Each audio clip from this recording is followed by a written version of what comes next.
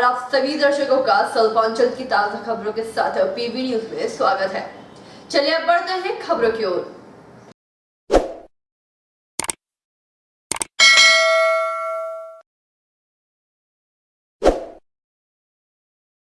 रानीगंज शहर की सुबह एक बार फिर से एक अनहोनी खबर से शुरू हुई है। रानीगंज के गिरजापड़ा स्थित श्री कृष्णापल्ली बाबू तालाब में एक व्यक्ति का तैरता शव देखा गया। फिलहाल शव की पहचान अज्ञात है।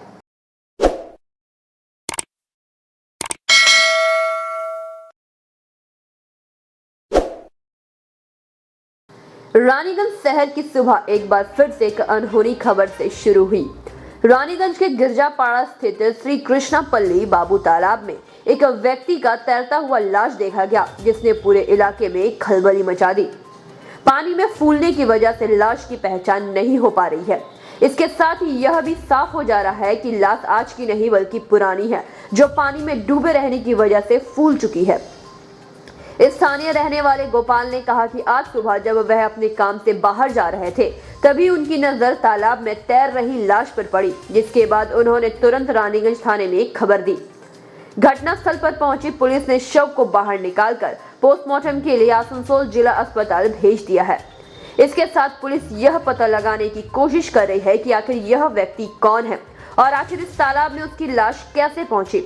इसके साथ ही पुलिस यह भी पता लगा रही है कि यह मात्र एक दुर्घटना है या फिर इस व्यक्ति की हत्या कर लाश को यहां ठिकाने लगाया गया है। स्थानीय लोगों की माने तो यह व्यक्ति आसपास के इलाके का नहीं है। तो अब सवाल यह उठता है कि आखिर यह व्यक्ति कहां से आया।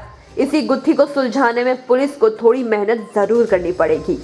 लाश भासছে এসব দেখলাম যে ভাসছে, তো আমি এসে পথে অফিসারকে বলে পথে উঠালাম, এই লাশ পাশে আমি উঠাই, এই কাজ আমার। কোন জায়গা লাগাইছিল? এইটা বাউরপুর। কবে দেখলে এটা? এইটা সকালে দেখলাম, সকালবেলা এলো, অনেক লোক ভিড় ছিল। কি লাগছে লাশটা কোথায় গেল? লাশটা কেউ চিনতে পারে না, আর লাশটা কেউ বলতেও পারছে না। কবে দেখলে এটা? এখন আজকে দেখলাম সকালে। প্রায় কটার সময়? এই তো মোটামুটি 1 ঘন্টা হলো উঠাবার, এই তো উঠাই রেখেছি। কি নাম তোমার? আমার নাম গোপাল। रानीगंज से सम्राट दास की रिपोर्ट, पीबी न्यूज।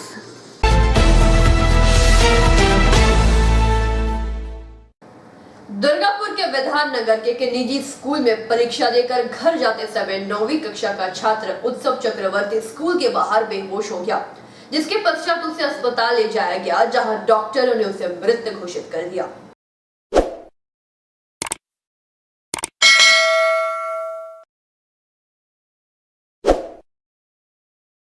दुर्गापुर के विधान नगर के एक निजी स्कूल में परीक्षा देकर घर जाते समय 9वीं कक्षा का छात्र उत्सव चक्रवर्ती स्कूल के बाहर बेहोश हो गया।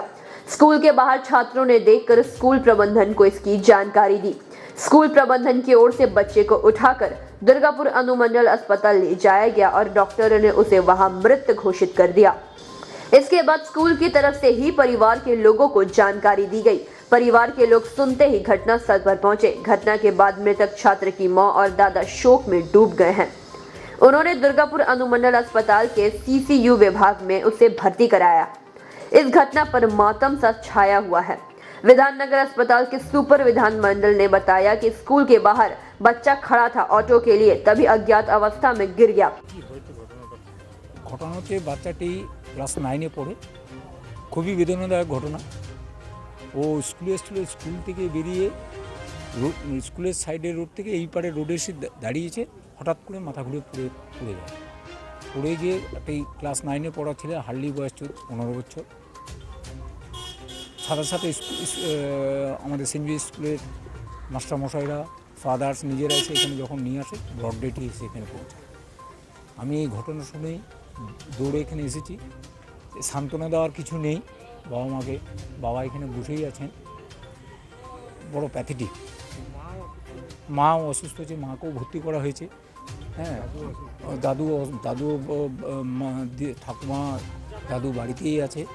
পাড়া প্রতিবেশীরা যতটুকু সান্ত্বনা দেয়, তো সান্ত্বনা দেওয়ার কিছু নেই। আমিও কিছু বলতে পারছি না, বাবাকে কী সান্ত্বনা দেয়। একটি ছেলে, হ্যাঁ শোকের ছায়া তো এলাকার দেখুন সব মানুষ এসে এখানে হাজির হয়েছে, খুবই বেদনাদায়ক।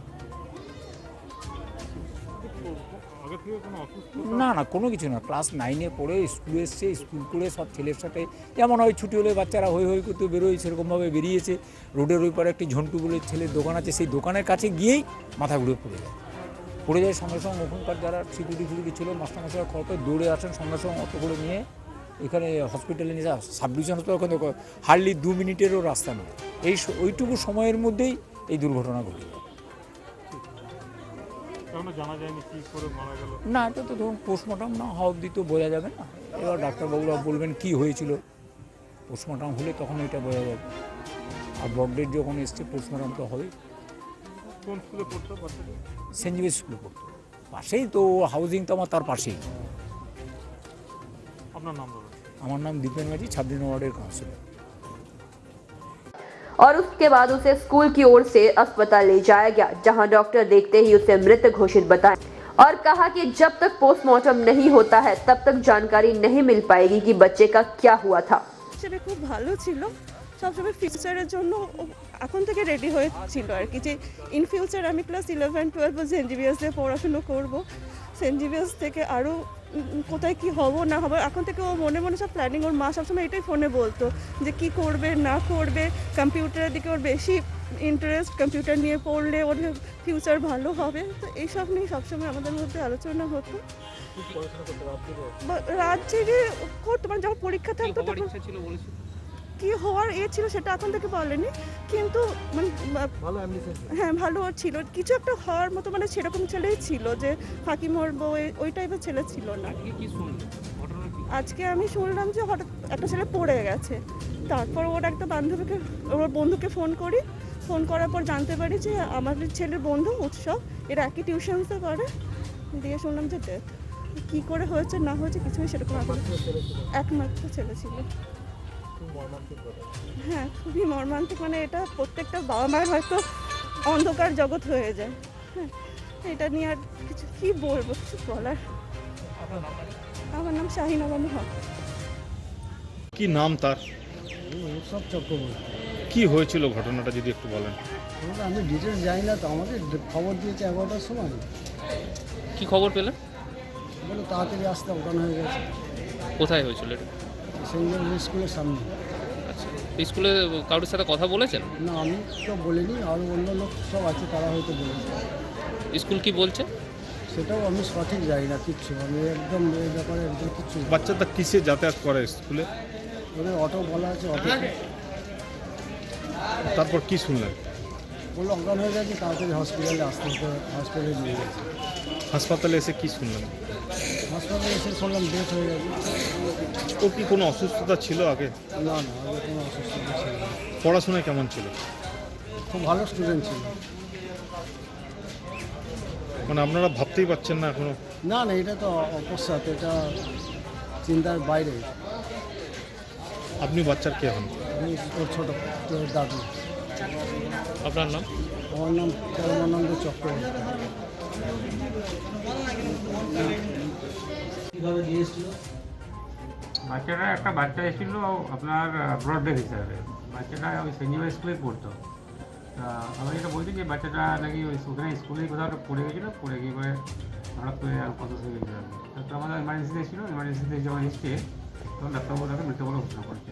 এটা কি হাসপাতালে আসার আগেই মানে ব্লড ডেথ হয়েছে এরকমটা বলছে? না, ব্রডডের আমাদের ডাক্তারবাবু তাই অনুমান, মানে বাচ্চাটা আগেই মারা গেছে। আর বলছি স্কুল প্রেমিসিসের মধ্যে হয়েছে না স্কুলের বাউন্ডারির বাইরে? ওটা আমি বলতে পারবো না, আমাদের খবর নেই। কি নাম বাচ্চাটা? বাচ্চাটার নাম হচ্ছে উৎসব চক্রবর্তী। কত বয়স? বয়স 14 ক্লাস। কোনো ক্ষত চিহ্ন ছিল আঘাতের? না না না। কি মনে করছেন? কি মনে হচ্ছে একটু কি অনুমান করছেন? মানে কেন এরকম? বাচ্চাটা প্রাইমারি আমাদের দুজন যারা এনআরসির যারা শিশুতে আছেন আর কি, ওনারা দেখে কোনো কারণ কিছু বুঝতে পারছেন না। এবার কী কারণে মারা গেলো সেই পোস্টমর্টম এক্সামিনেশন হবে, তো আমাদের এক্সপার্ট আসবেন, উনি পোস্টমর্টমের পরে বলতে পারবেন যে কী কারণে মারা গেলেন। গার্জিয়ানদের সাথে কথা বলেছিলেন কোনো প্রিভিয়াস কেস হিস্ট্রি কিছু না, আছে কোনো কিনা? কেস হিস্ট্রি পাইনি আমরা। কিছু নেই স্যার। পাইনি কিছু কেস হিস্ট্রি। ইতিমধ্যে ওনার মা এবং মা ভর্তি ছিলেন একটু আছে, দাদুকে আইসিইউতে ভর্তি করা হলো। সেই খবরটা আমাদের নেই এই মুহূর্তে। दुर्गापुर से निमाया दास की रिपोर्ट, पीबी न्यूज।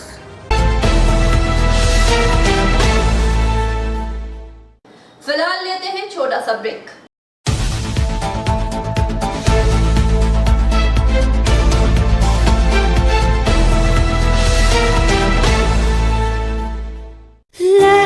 জ্বালা রান্নাঘরের আমি রানী আসল গুঁড়ো মশলাটা জানি স্বাদে সুস্বাদু অল্প একটুতেই রান্নায় জাদু সুগন্ধ সুরুচির বাহারে মনপসন্দ আহারে মনপসন্দ গোটা ও গুঁড়ো মশলা ঠিক মনে অ্যাগ্রো ফ্রেশ স্বাদের পাশাপাশি আপনার স্বাস্থ্যের পুষ্টিগুণে সমৃদ্ধ। অ্যাগ্রো ফ্রেশ আটা ময়দা সুজি বেসন ছাতু ও ডালিয়া। Agro fresh pure fresh and natural. आपके बेहतर स्वास्थ्य के लिए global diagnostic and health care inspiring better health global लाया है आपके स्वास्थ्य चेकअप पैकेज, जहां उचित मूल्य में आपके पूरे शरीर की जांच की जाएगी। हमारे यहां ग्लोबल जनरल हेल्थ चेकअप मात्र 2,799 रुपए में, ग्लोबल कार्डियक हेल्थ चेकअप मात्र 3,799 रुपए में, ग्लोबल फुल बॉडी चेकअप मात्र 3,899 रुपए में, ग्लोबल वेल वुमेन चेकअप मात्र 1,999 रुपए में। We provide super speciality clinic, CT scan, 16 slice, digital X ray, colour Doppler echo, USG, mammography, ECG, TMT, Holter monitoring, ECG, NCV, pathologic microbiology, histopathology, PFT, uroflowmetry, health checkup packages, pharmacy. Our address: Global Diagnostics and Healthcare, inspiring better health. 101 by NSB Road, Post Siarsol, Raniganj. 713358, District Bardhaman. Phone number 0341244580, 24458181. 24458182. Our email address: globalhealthrng@gmail.com. Our website: www.globaldiagnostics.net.in. यहाँ स्थित दवा दुकान में सभी दवाइयों पर 10% की विशेष छूट। परेशान है अपनी रोजमर्रा की बिजी शेड्यूल से? सोच रहे हैं कि कहां से खरीदें अपनी घरेलू चीजें, स्टेशनरी, कपड़े, मेकअप का सामान जैसी इत्यादि चीजें? परेशान मत होइए, इजी बाजार लाया है एक ही छत के नीचे सभी चीजें। तो सोचना क्या है, यहाँ पर सभी चीजों पर उचित मूल्य उपलब्ध है एवं सभी चीजों का भरपूर स्टॉक, जिसे आप आसानी से खरीद सकते हैं। इतना ही नहीं, इजी बाजार में होम डिलीवरी की भी सुविधा उपलब्ध है। तो फिर देर किस बात की? हमारा पता है NSB road, opposite Anjana cinema hall. हमारा फोन नंबर है 9775766400।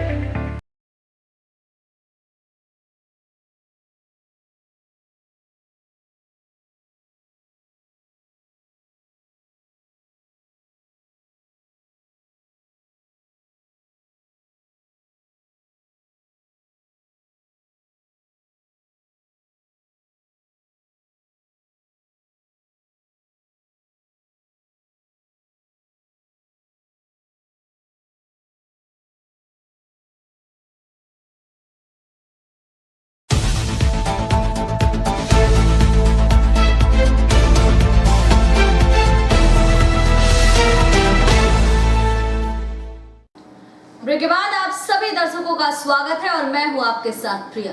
और अब बढ़ते हैं खबरों की ओर। बानपुर के नेहरू पार्क के पास दामोदर नदी में डूबने से एक युवक की मौत हो गई। लगभग 18 घंटे बाद हीरापुर थाने की पुलिस ने गोताखोरों की मदद से शव को बाहर निकाला। मृतक रेल कर्मी बताया जा रहा है।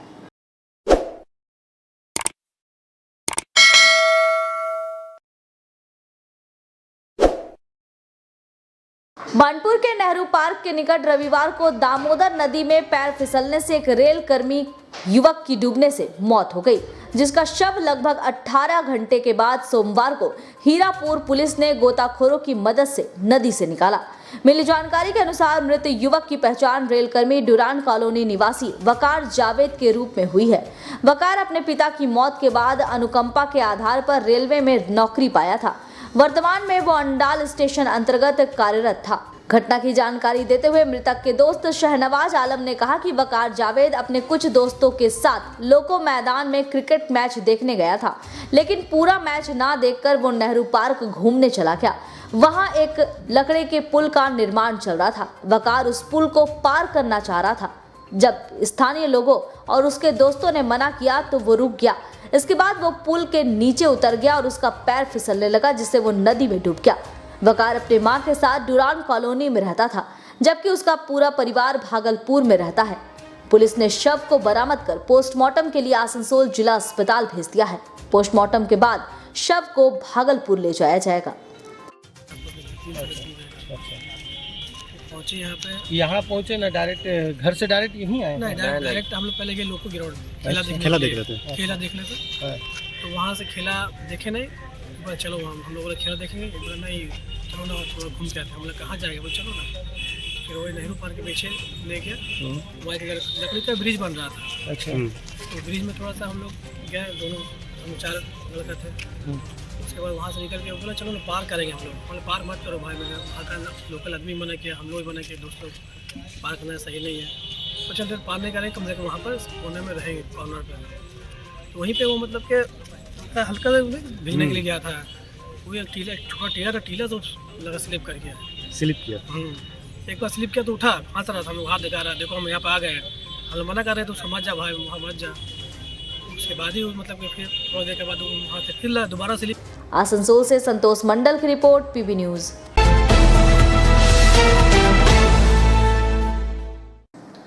WBSDECL की तरफ से राज्य के विद्युत बोर्ड कार्यालय में चैम्बर ऑफ कॉमर्स के प्रतिनिधियों के साथ बैठक की गई। ये बैठक चैम्बर के सदस्य की विद्युत आपूर्ति की शिकायत पर बुलाई गई थी। बैठक में प्रीपेड मीटर पर सहमति जताई थी।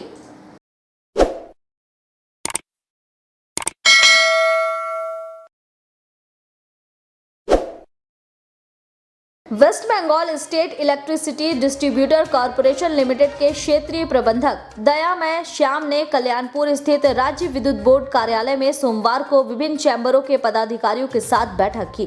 बैठक में आसनसोल चैम्बर ऑफ कॉमर्स के सचिव शंभुनाथ झा, जामुड़िया चैम्बर के जेपी डोकानिया, रानीगंज के केजरीवाल, WBSDECL के DE सुमन कुमार माझी, DE वाणिज्यक महेंद्र कुमार सिंह और AM मोहम्मद अरशाद आलम मौजूद थे। ये बैठक चैम्बर के प्रतिनिधियों के विद्युत आपूर्ति की शिकायत और इसके सुझाव को लेकर बुलाई गई थी, जिसमें विद्युत विभाग के पदाधिकारियों ने विद्युत विभाग के द्वारा प्रदत्त सेवा की विस्तृत जानकारी दी। और बैठक के बाद आसनसोल चैम्बर ऑफ कॉमर्स के सचिव शंभुनाथ झा ने बताया कि उन लोगों ने विद्युत मंत्रालय में लिखित मांग की थी कि या तो प्रत्येक महीने बिल दिया जाए या प्रीपेड मीटर लगाया जाए। आज हमारी मांग पूरी हुई। विद्युत विभाग ने प्रीपेड मीटर देने की मांग को मान ली है और कल से ही जनता प्रीपेड मीटर के लिए आवेदन कर सकती है। साथ ही साथ आज हम लोगों ने विद्युत विभाग को अपनी सेवा बढ़ाने का अनुरोध किया है। अब विद्युत विभाग हर तीसरे महीने विभिन्न चैम्बरों के साथ बैठक कर समस्याओं का हल किया करेगी। अधिकारियों ने चैम्बर प्रतिनिधियों से अनुरोध किया है कि अगर WBSDECL आप लोगों को कोई समस्या होती है तो आकर हम लोगों को बताएं और गुमराह होकर किसी और संस्था के विद्युत उपभोक्ता ना बने। सरकारी संस्था सदैव आपकी सेवा में तत्पर है।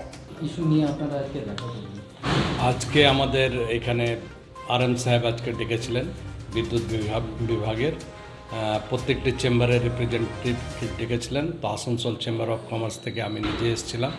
আজকে খুব ভালো মিটিং হয়েছে আমাদের। বিশেষ করে আমরা যেটা মন্ত্রণালয়ে ডিমান্ড করেছিলাম কি 1 মাসের বিল দেওয়া হোক কিংবা প্রিপেড মিটার লাগানো হোক। তো আজকে আমরা নিজের যেগুলো ডিমান্ড ছিল ওইগুলো তো ওনার কাছে রেখেছি। আর উনি আজকে নিজেই বলেছেন কি আপনারা কাল থেকে প্রিপেড মিটারের জন্য আপনারা অ্যাপ্লাই করতে পারেন।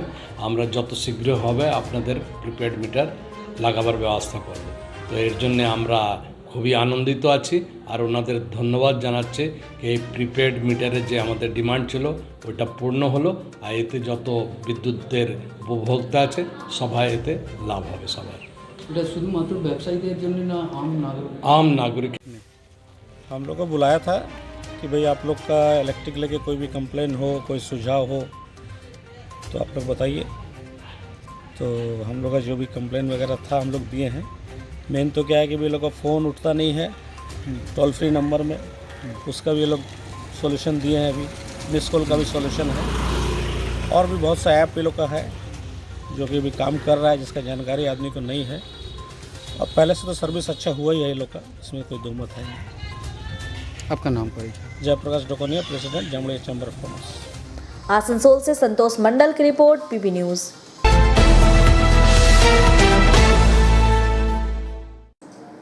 रानीगंज थाना प्रभारी और एमएलए तापस बनर्जी को एक ज्ञापन सौंपा गया। 89 नंबर वार्ड टीएमसीपी अध्यक्ष दिलशाद खान के नेतृत्व में एक ज्ञापन व्यापारियों ने सौंपा। इस दौरान चीनकुटी के दुकानदारों को म्युनिसिपल मार्केट में दोबारा लाने की मांग की गई।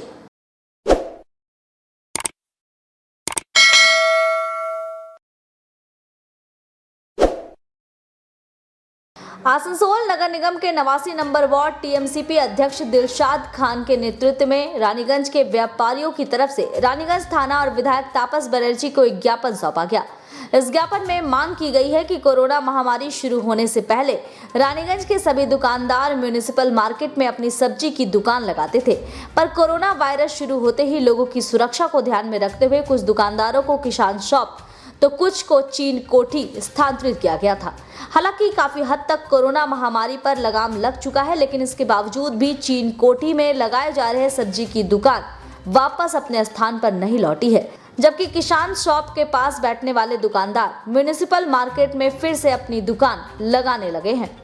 ज्ञापन में मांग की गई है कि म्युनिसिपल मार्केट में चीन कोठी में लगाने वाले दुकानदारों को भी जगह दी जाए। इसे लेकर दिलशाद खान ने कहा कि चीन कोठी के दुकानदारों के कारण म्युनिसिपल मार्केट के दुकानदारों को भारी नुकसान का सामना करना पड़ रहा है।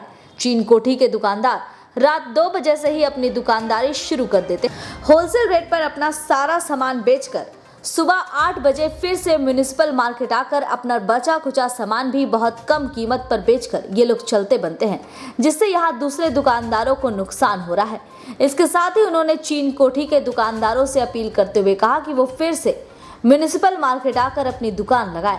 वहीं रानीगंज थाने के प्रभारी ने इस विषय पर जल्द ही कार्रवाई करने के आश्वासन दिए हैं। बाजार को लेकर क्या आंदोलन कर रहे हैं आप? बाजार को लेकर आंदोलन ये किया जा रहा है कि हम लोग 2 साल से कोरोना के लिए बाजार यहाँ से उठा करके वहाँ तक ले गया था चीनकोठी बाजार में, और पुराना बाजार हम लोग म्युनिसिपल बाजार में है। इसका आगे हम लोग को 2 जगह कर दिया गया था। एक जगह था आपका यहाँ पर हुसैन नगर हसीना मोड़ में, इसमें, और एक किसान शॉप मार्ट में, और दूसरा आपका चीनकोठी बाजार में। तो 1 साल तक सिलसिला चलते रह गया। हम लोग मैंने 1-2 बार नोटिस भी दिए हैं म्युनिसिपैलिटी को, तो लेकिन कोई थाना को कोई कार्रवाई नहीं हुआ।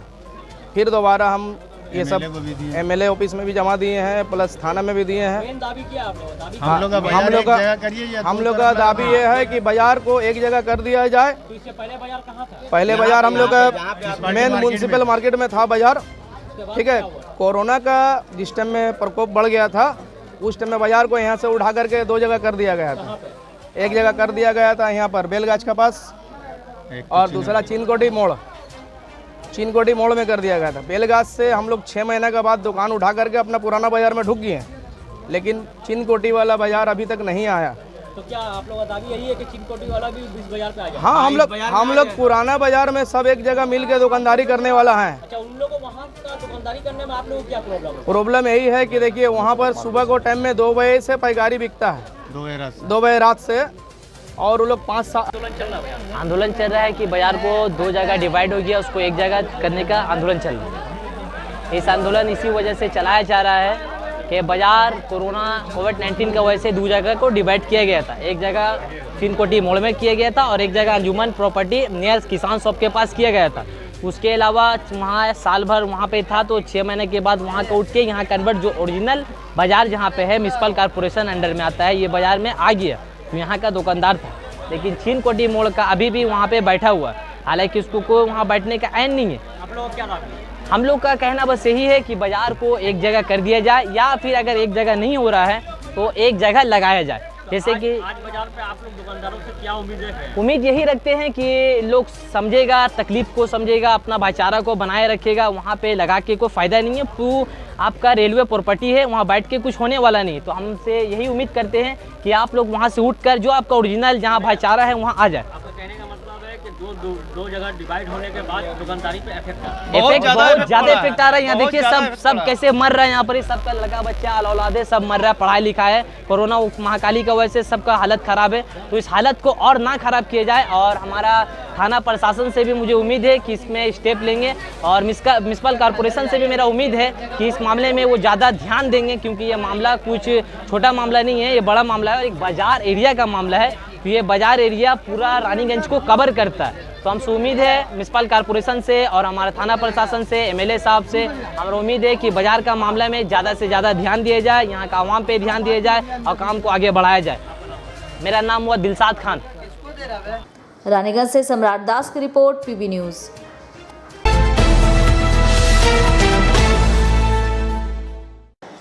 भारत सरकार डाक विभाग की तरफ से आजादी के अमृत महोत्सव के तहत बांकुड़ा में जिला स्तरीय फिलाटेली एग्जीबिशन लगाया गया।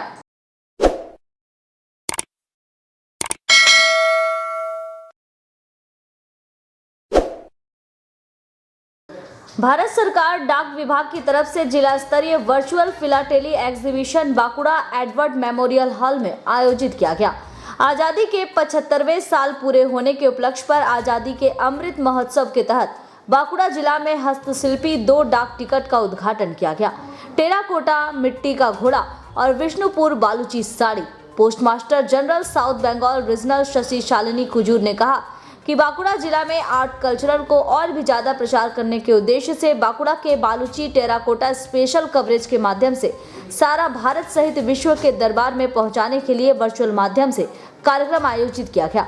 वेबसाइट के तहत सारे विश्व में इसका प्रचार प्रसार और भी ज़्यादा बढ़ जाएगा। इस कार्यक्रम में director of postal south Bengal regional Ashok Pal, अतिरिक्त जिला शासक जनरल बांकुड़ा प्रलय राय चौधरी, बांकुड़ा यूनिवर्सिटी के वाइस चांसलर देव नारायण बंदोपाध्याय, बांकुड़ा के superintendent of post office Madhusudan Ray उपस्थित थे। कवर रिलीज किया है। जैसे कि आप जान रहे हैं कि अभी हम लोग आज़ादी का अमृत महोत्सव मना रहे हैं। 75 साल होने जा रहे हैं हमारे देश को आज़ाद हुए। तो उसी की कड़ी में हम लोग अलग अलग जो हमारे जीआई टैग वाले जो प्रोडक्ट्स हैं उसको हम लोग पॉपुलराइज करना चाह रहे हैं। उसको बढ़ावा देने के लिए हम लोग स्पेशल कवर रिलीज़ कर रहे हैं। और बांकुड़ा क्योंकि एक पिछड़ा जगह है, लेकिन उसका जो आर्ट कल्चर है बहुत ही रिच है, तो यहाँ के प्रोडक्ट्स को हम लोग बढ़ावा देना चाहते हैं। इसलिए यहाँ की जो बालीचूरी साड़ी है और जो टेराकोटा के प्रोडक्ट्स है उसके लिए हम लोग उस पर हमने स्पेशल कवर रिलीज़ किया है। इसके जरिए इसका जो हम लोगों तक इसको पहुँचाया जाता है, दूर दूर तक, सिर्फ इंडिया में नहीं, हम पूरे वर्ल्ड में इसको प्रचार करना चाहते हैं, जिससे कि इनके लोगों का रीच बढ़े। इसलिए हमने ये स्पेशल कवर रिलीज़ किया है और साथ ही एग्जीबिशन यहाँ पे लगाया है, क्योंकि छोटे छोटे जगह में बहुत से लोगों को फिलहाटली जो है स्टैम्प कलेक्शन है उसके बारे में पता नहीं है, तो इसको हम लोग बढ़ावा देना चाहते हैं। इसलिए हमने यहाँ पे बांकुड़ा में ये एग्जीबिशन ऑर्गेनाइज़ किया है और ये भी वर्चुअल मोड में किया है, क्योंकि जैसे आप जान रहे हैं कि पैंडेमिक का टाइम है, तो उसके प्रोटोकॉल को देखते हुए हमने वर्चुअल एग्जीबिशन किया है। तो जो भी पार्टिसिपेट कर रहे हैं इस एग्जीबिशन में, उनके एग्जीबिट को हमने वर्चुअली अपलोड किया है, तो वेबसाइट पर जाके लोग वो एग्जीबिट्स देख सकते हैं। तो इससे इसका रीच जो है, लोगों तक पहुँच बहुत बढ़ गई है। सिर्फ यहाँ के लोग आके विजिट नहीं कर सकते, पूरी दुनिया के लोग इस एग्जीबिशन को देख सकते हैं। मार्केट एनाउंस होगा क्या है? हाँ? मार्केट हैंडीक्राफ्ट्स का जो मार्केट है, बिल्कुल, क्योंकि पूरी दुनिया में इसको देखेंगे लोग, तो डेफिनेटली इसका प्रचार प्रसार होगा, इसका मार्केट बढ़ेगा। लोग जानते हैं प्रोडक्ट के बारे, लेकिन इंडिया में ज़्यादा इसका पता है, लेकिन पूरी दुनिया के लोग जान सकते हैं, क्योंकि वर्चुअल मोड में वेबसाइट पे भी ये इसके सारे प्रोडक्ट्स हम लोग दिखाएंगे, तो लोगों तक पहुँचेगी, तो डेफिनेटली इसका मार्केट बढ़ेगा। ये 4 हैंडीक्राफ्ट्स आप कैसे सिलेक्ट किया है? ये जिसको जीआई टैग मिला है और जो यहाँ के लोकल है, जो हैंडीक्राफ्ट है, उसको हमने सेलेक्ट किया। जैसे आप जानते हैं कि बालूचेड़ी भी बहुत ही पॉपुलर है, प्रसिद्ध है, उसी तरह टेराकोटा भी बहुत ही प्रसिद्ध है और उनको जीआई टैग भी मिला है। और हमारी डिपार्टमेंट का ये रही है खास बात कि हम लोग इसको बढ़ावा देना चाह रहे हैं, जिस प्रोडक्ट को जीआई टैग मिला है। और इसके अलावा जो पट्टचित्र है और जो माधुरकाठी का जो छटाई है, उसको भी हम लोग, उसके ऊपर भी हम लोग स्पेशल कवर रिलीज़ कर रहे हैं, जिससे इसको भी लोगों तक जानकारी फैले, इसका प्रचार हो और ज़्यादा से ज़्यादा लोग इसको खरीदें। Thank you ma'am. बांकुड़ा से अनूप राय की रिपोर्ट, पीबी न्यूज़।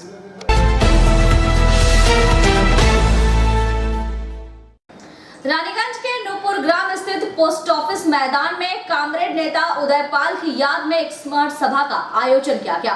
विगत 25 नवंबर कैंसर की वजह से उनकी मौत हो गई थी। इस दौरान उनकी तस्वीर पर माल्यार्पण भी किया गया।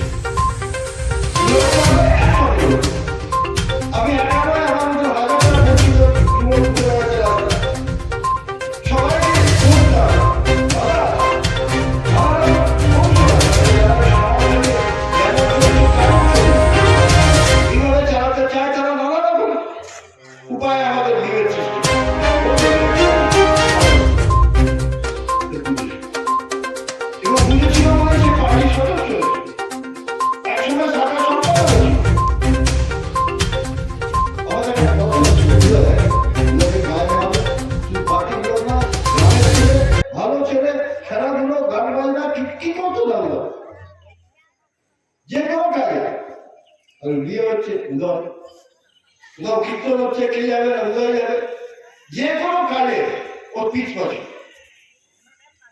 স্বাভাবিকভাবে। হৃদয় চলে যাওয়া আমাদের কাছে প্রচন্ড ক্ষতি, প্রচন্ড ক্ষতি।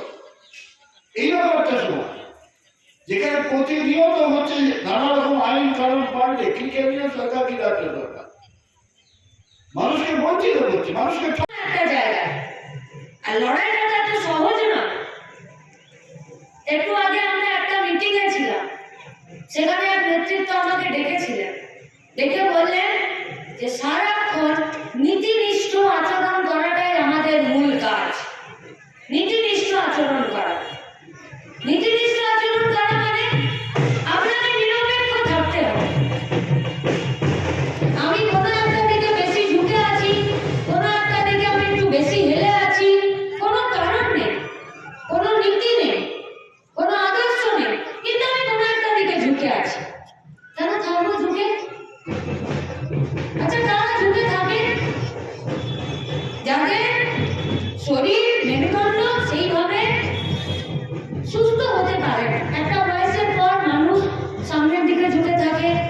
যদি তার শারীরিক কোনো সমস্যা থাকে তাহলে কোনো একটা ঝুঁকে থাকে, আর যদি মাথায় গলদ থাকে তাহলে কোনো একটা দিকে ঝুঁকে থাকে। মাথায় গলদ তো রাখা যাবে না।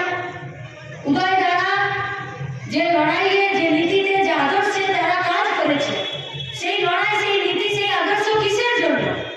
এই গোটা পশ্চিম বর্ধমান জেলা জুড়ে এই যে আমাদের গ্রামগুলো আছে, এই গ্রামগুলোতে মানুষের একতাবদ্ধ হওয়া দরকার। কেন একতাবদ্ধ হতে হবে? গ্রাম থেকে শুরু করে এই রানীগঞ্জ এলাকাতে এই আদর্শকে ছড়িয়ে দেওয়ার জন্য যখন ছোট ছিলেন তখন কিশোর বাহিনী, যখন যৌবনে ছিলেন তখন যুব সংগঠন, পার্টির সংগঠন, পঞ্চায়েতের আপনাদের ভোটে নির্বাচিত জনপ্রতিনিধি, মানুষের ভোটে, এখন কৃষক সভা পার্টির সাথে যুক্ত থেকে প্রতিনিয়ত ছোট থেকে শুরু করে যতদিন না পর্যন্ত তিনি বিছানায় শয্যাশায়ী হয়ে গেছেন, তিনি সিপিআইএম পার্টির আদর্শ প্রচার করেছেন। সিপিআইএম পার্টির আদর্শ মানে আমাদের আদর্শ, আমরা যে কথায় বিশ্বাস করি সেটা সহজ কথা, কিন্তু এটাকে প্রতিষ্ঠা করতে গেলে এটা খুব কঠিন, কারণ আপনি চাইলেই পারবেন না। উদয়দারা খুব, মানে আমাকে যদি বলে উদয়দার সম্পর্কে স্মৃতিচারণ করতে, এই কাগজটা ছাড়া আর ওই কটা দিনের ফোন ছাড়া উদয়দার সম্পর্কে আমার কিছু জানা নেই। বিট্টুদা একদিন বললো যেরকম তোকে মলয়দা ফোন করবে, আমাদের এক কমরেড আছেন, ওই কমরেড অসুস্থ হয়েছেন, ওই কমরেড ভর্তি হতে যাবেন, ডাক্তার দেখাতে যাবেন, রাজ্য কমিটিতে কাজ করছি। মলয়দাও ফোন করলেন, বললেন মীনাক্ষী এরকম ব্যাপার, এরকম হয়েছে। তারা আবার মলয়দাদের সাথে যুক্ত হলেন, তার ট্রিটমেন্টের ব্যবস্থা করলেন। তারপরে কয়েকটা দিন খোঁজ খবর নেওয়া, তারপরে একদিন মলয়দা এবং বিট্টুদা আমাদেরকে, বিট্টুদা মানে হেমন্ত প্রভাকর, আমাদেরকে বললো যে উদয়দা মারা গেল।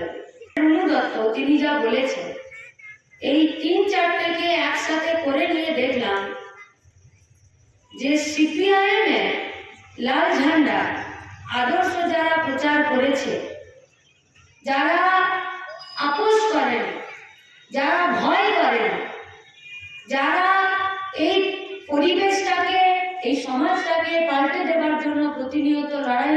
रानीगंज से सम्राट दास की रिपोर्ट, पीबी न्यूज।